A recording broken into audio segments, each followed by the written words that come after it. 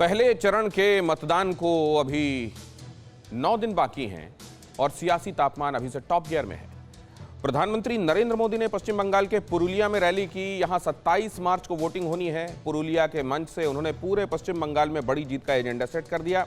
उनके हर शब्द तीर की तरह चले, जिससे न सिर्फ टीएमसी को घाव मिले बल्कि सियासत भी 180 डिग्री घूमती दिखी। ये रिपोर्ट देखिए।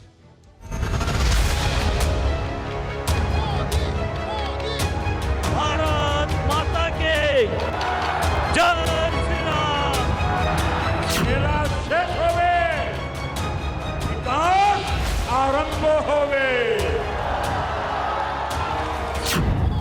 पश्चिम बंगाल में चुनावी बिसात में घमासान चरम पर पहुंच चुका है। पुरुलिया में मतदान के 9 दिन पहले प्रधानमंत्री मोदी की रैली हुई और चुनावी सियासत के बीच बीजेपी ने एजेंडा सेट कर दिया।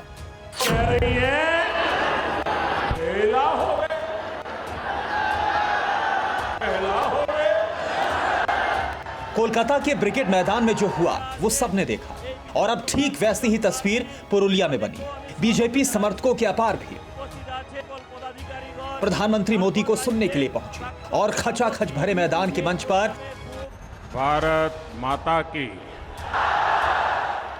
भारत माता की। जैसे ही प्रधानमंत्री मोदी पहुंचे, पश्चिम बंगाल में बीजेपी की जीत तय करने के लिए एजेंडा सेट करने लगे। दीदी बोले खेला होवे, बीजेपी बोले विकास होवे। दीदी बोले खेला होवे, बीजेपी बोले ग्रामे ग्रामे दोनों सुविधा होवे।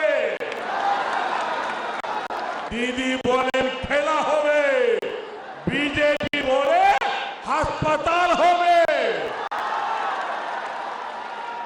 दीदी बोले खेला होवे, बीजेपी बोले स्कूल होवे। दीदी स्कूल होवे।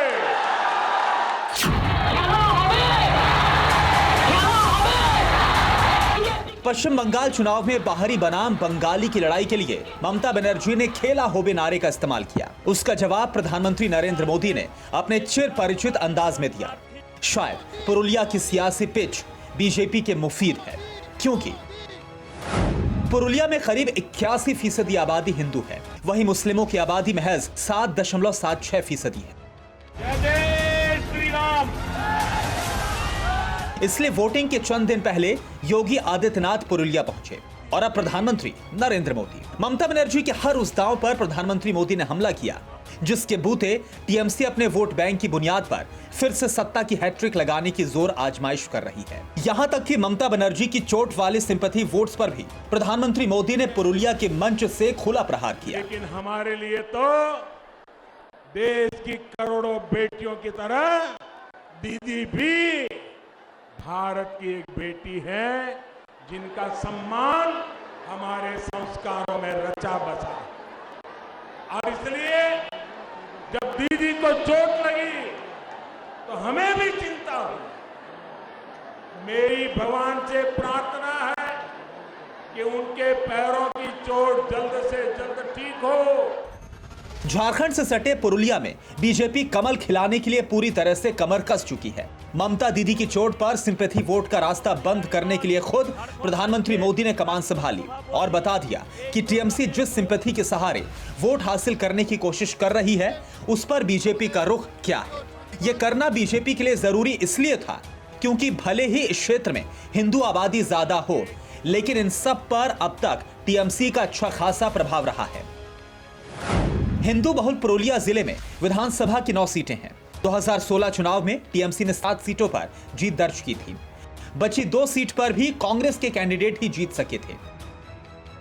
इसलिए पुरुलिया की चुनौती से पार पाने के लिए एक ही चेहरा बीजेपी के लिए कारगर हो सकता है और वो है खुद प्रधानमंत्री, जो हर फैक्टर पर टीएमसी के लिए ही चुनौती साबित हो सकते हैं। यही वो वजह है कि दीदी को टारगेट करने का उन्होंने कोई भी मौका नहीं छोड़ा। जगल महल के सामर्थ्य के साथ हमेशा अन्याय किया गया है। मैं आपका दुख, आपकी तकलीफ दिल्ली में रहते हुए भी भली भांति समझता हूं। इसलिए इसे दूर करने का भरोसा आपको मैं दे रहा हूं। प्रधानमंत्री मोदी ने जंगल महल का जिक्र इसलिए किया क्योंकि 2019 के संसदीय चुनाव में बीजेपी को इस जगह भारी सफलता मिली थी।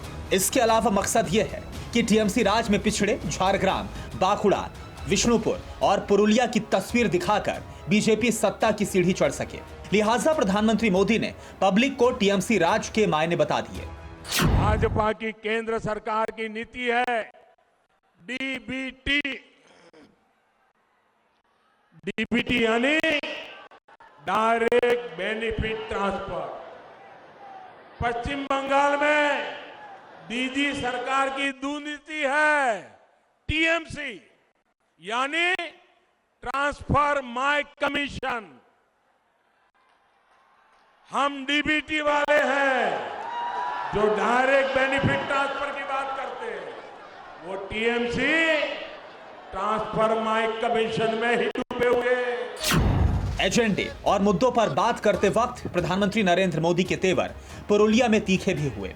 माओवाद, घुसपैठ समेत विकास का तीक्ष्ण तीर प्रधानमंत्री ने छोड़ा, जो टीएमसी और कांग्रेस को तो चुभा ही होगा, लेकिन इसी तीर के ओजस्वी नाद ने मैदान में जुटे समर्थकों में नया जोश दिया।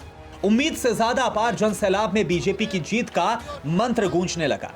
बंगाल के लोग बहुत पहले से कह रहे हैं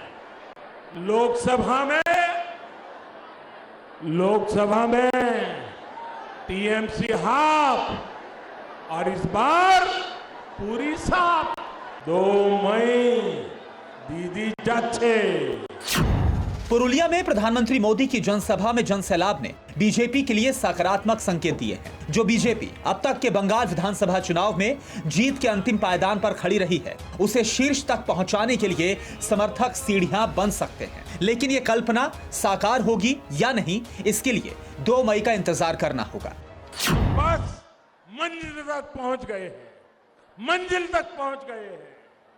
आशोल परिवर्तन के संकल्प के साथ हम यहां से अपने गांव, अपने घर जाएंगे और घर घर ये संदेश पहुंचाएंगे, एक एक परिवार तक पहुंचाएंगे ना। घर घर जाएंगे, लोगों को बताएंगे, मतदान करवाएंगे, कमल खिलाएंगे, सोनार बंगला बनाएंगे। अभिषेक उपाध्याय, TV9 भारतवर्ष, पुरुलिया। आपकी सेहत आपकी बात। देखिए कैसे रहें फिट मेरे साथ। खान पान, स्ट्रेस, डिप्रेशन पर अब जरूरी है बात। मैं हूं doctor Shikha Sharma. TV9 digital पर देखिए मेरे साथ। आप फिट तो सब हिट।